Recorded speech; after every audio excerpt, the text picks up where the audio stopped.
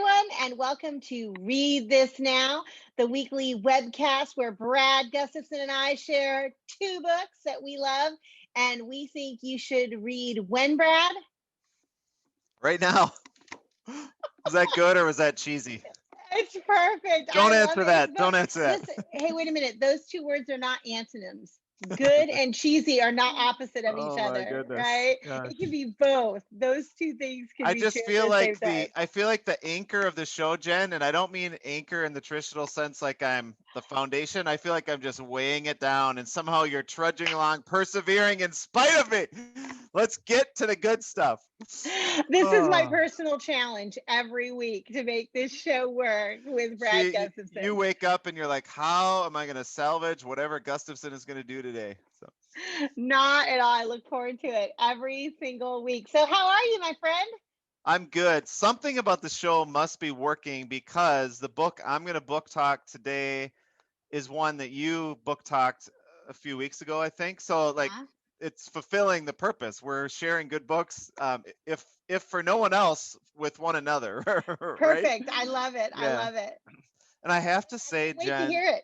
yeah, so this book, I've been just struggling. Like, what am I going to say? And it's because it's one of those rare books that you love so much and you just get so into it, but yet you're still processing long after the book. So I was really sad when it ended. It was powerful as I was reading it. I know I love it, like love, love, love, love it. I don't know how National Book Award stuff is nominated or who wins or how that works, but like I would think it would be up there. Just really powerful. I'll do a quick book talk and then I'll share like a principal insight as well. Okay. So the book that I'm gushing over that Jen talked about a couple weeks ago, I think, is King and the Dragonflies. Oh, so good. I know.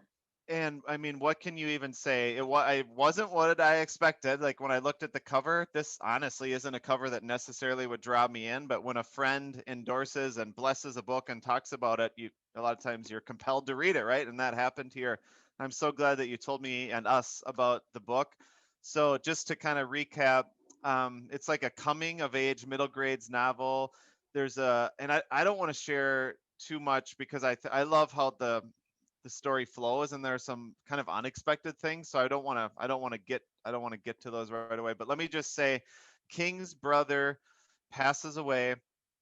King thinks he adamantly believes his brother is a dragonfly now, primarily because at his brother's funeral a dragonfly landed on the casket, and it's told that the story is told so compellingly that I started to believe like that was really the thing that had happened. And just so there's a magical element too.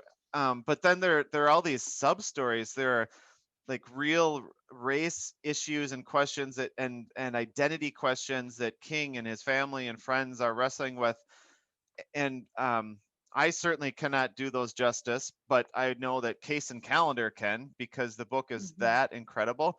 And just to quickly pivot to the principal insight I wanted to share, this is why I feel like I'm maybe I wasn't leading to my best capacity years and years ago when I wasn't reading like vastly.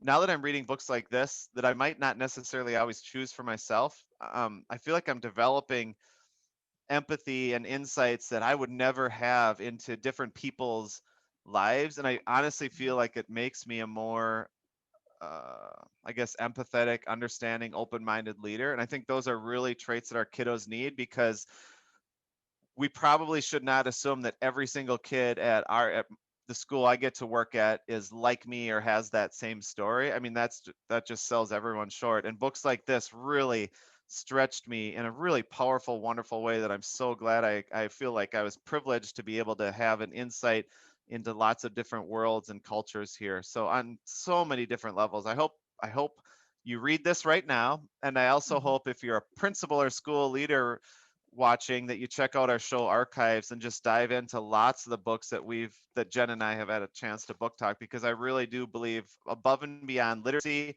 and entertainment, I think it makes us better human beings and leaders as well. So.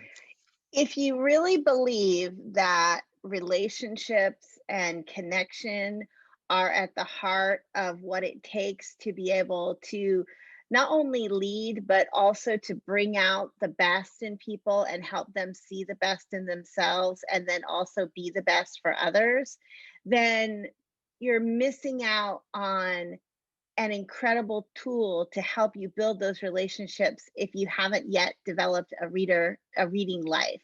And I use that phrasing, haven't yet developed a reading life, intentionally, because I don't like the phrases reader versus non-reader, because they feel very final, and a reading life grows and ebbs and flows. And if you just haven't started that journey yet, it's never too late to start. So whether you're a principal in your 25th year of leading schools, or you are a first year kindergarten teacher, the time to start reading books so that you can use them to connect with kids and communities and your colleagues in meaningful ways is right now. That's the time, right Mm. now. Never too late. I always love these little side conversations we have. They're actually, I love them as much as hearing what books you've been reading. Uh-huh. Like, I think I used to think I was a reader when I was reading vast amounts of PD books and whatever, learning about leadership and teaching and things like that. But it never occurred to me that there's value in reading novel, young adult novels, middle grade novels, picture books, and things like that. And you and I have talked about this before, but like, the only book I would have used to have been able to book talk, it would just be repeat, like The Giving Tree or Zoom or just classics. And Mhm. I didn't think there was anything wrong with that. And I'm not saying there's anything wrong with that now, but there's a huge chunk missing if that's all we can go to the well and do. Right. And things that my life and leadership has been enriched just from a personal standpoint when I shifted to including books like this in my reading life. It's just a different ballgame or paradigm that I never even knew existed. And I feel like even walking in the doors of our school, even if I don't have a direct conversation with a kid or a staff member, I feel like I just have different like insights based on stuff like this. So I think sometimes too, it's like I find it to be the very best conversation starter. You don't have to. I think sometimes people think that readers have this Rolodex of books in their brain so that they can constantly be recommending. Oh, I've got a book for you, and I've got a book for you, and I've got a book for you. And there's some truth to that, in so much as if someone comes to you for a book recommendation, you do have lots of options to draw from. But I think much more significant to that is you always have something to go to as far as starting a conversation, whether it is, oh, this thing that just happened reminds me of this book, or, I was reading this book and I wonder what you think about this. There's always a conversation to be had, and those conversations lead to connections, which lead to relationships, which lead to trust.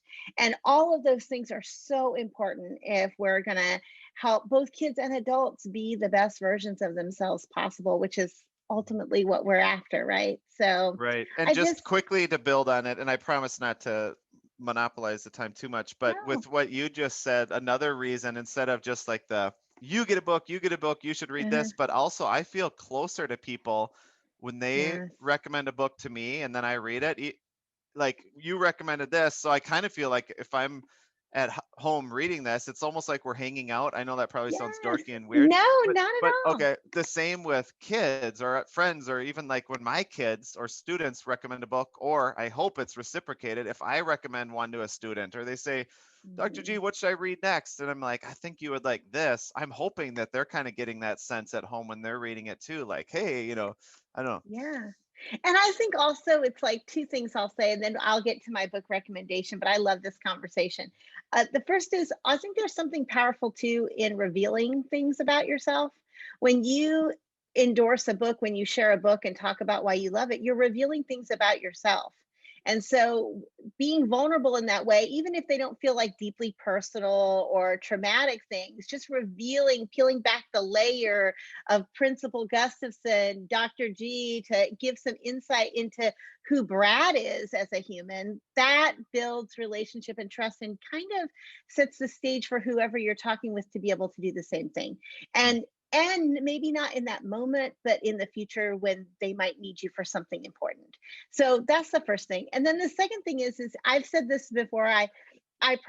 we need to start like a drinking game with our bottles of water here. Every time that I mention Donalyn Miller, you just take a sip because you'll be fully hydrated. But, you know, Donalyn says that whenever she sees someone reading a book that she loves, it's as though that book is recommending a human to her.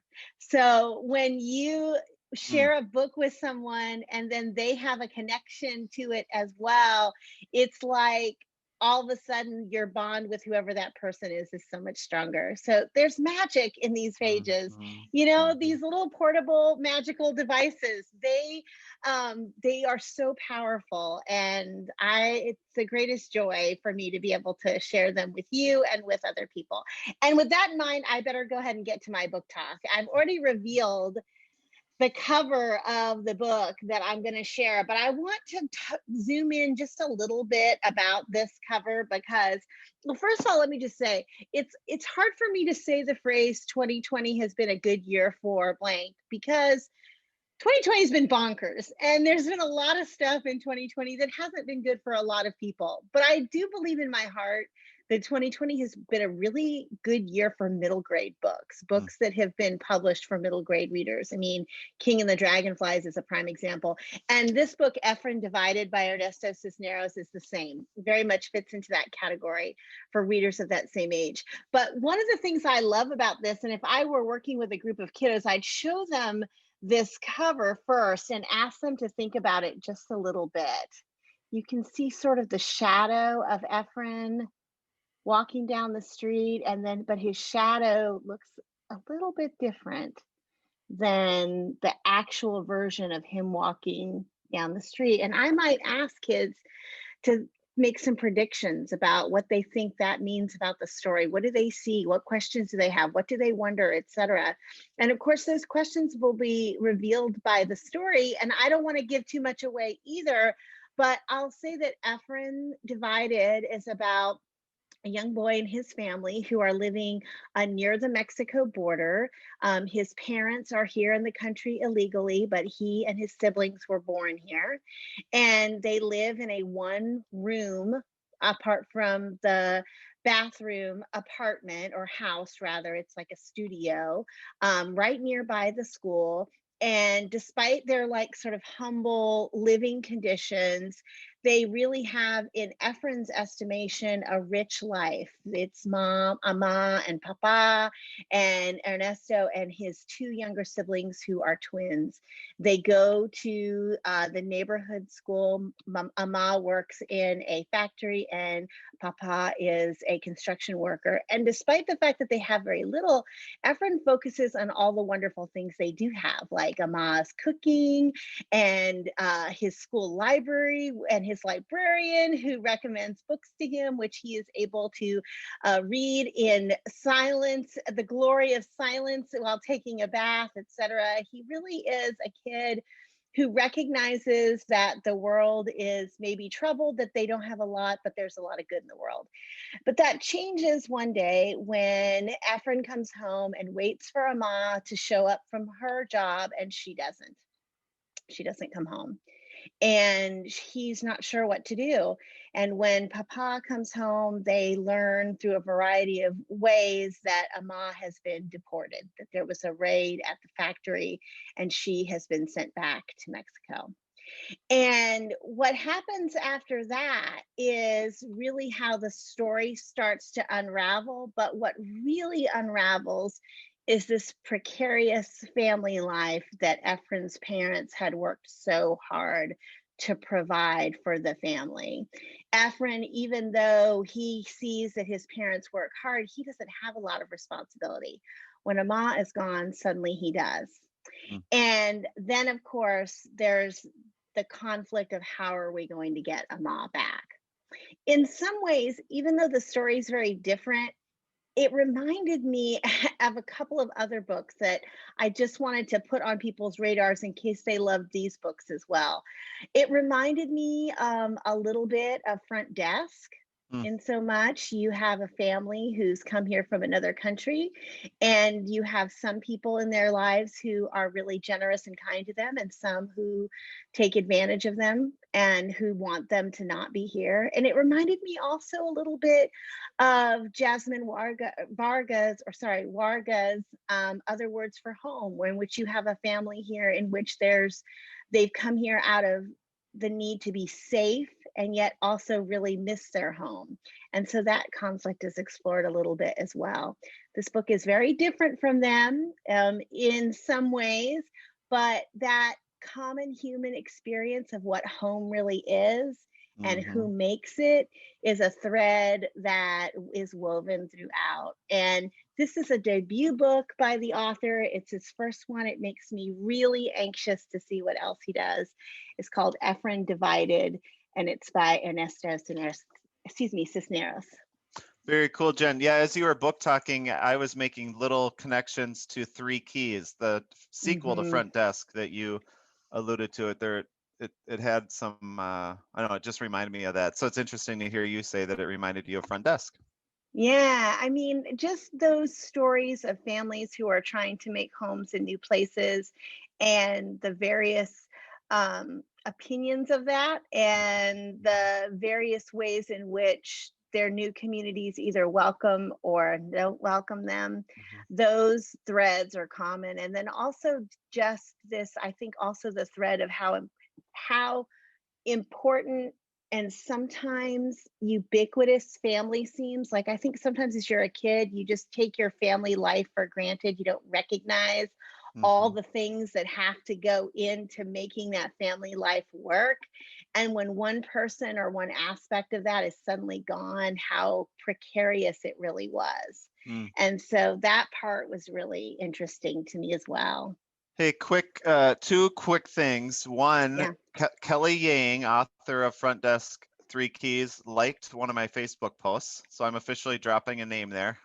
Not sure if I'm cool enough to talk to you now at this point. Yep. Yeah, I don't know what happened. She probably misclicked. The reason though that like I'm attempting to do a professional transition and failing miserably. You're like the expert on these. But anyway, speaking of Kelly Yang, I did the literacy lantern of Yes. Three Keys, right? Yes. And we still have that going on. So last week, Jen and I had the special edition of Read This Now, where we did a little mini pumpkin painting party. And now on the hashtag Literacy O Lanterns, that's where the action is at. So paint your literacy related pumpkins in the theme of your favorite book or book characters. Throw them on the hashtag, and Jen and I can't wait to see what you and your kiddos create. We would love to. I can't wait to see a bunch of them get populated, especially as we head into this last week of October. So that's going to be so much fun. And I had so much fun doing them, and the response has been lovely. So thank you all very much. It's been a great thing this year. I really appreciate it. And speaking of great things, look at me transition. If folks want to go to our archive that is full of great things like book recommendations and other video book talks, you mentioned it earlier, Brad, where can they go?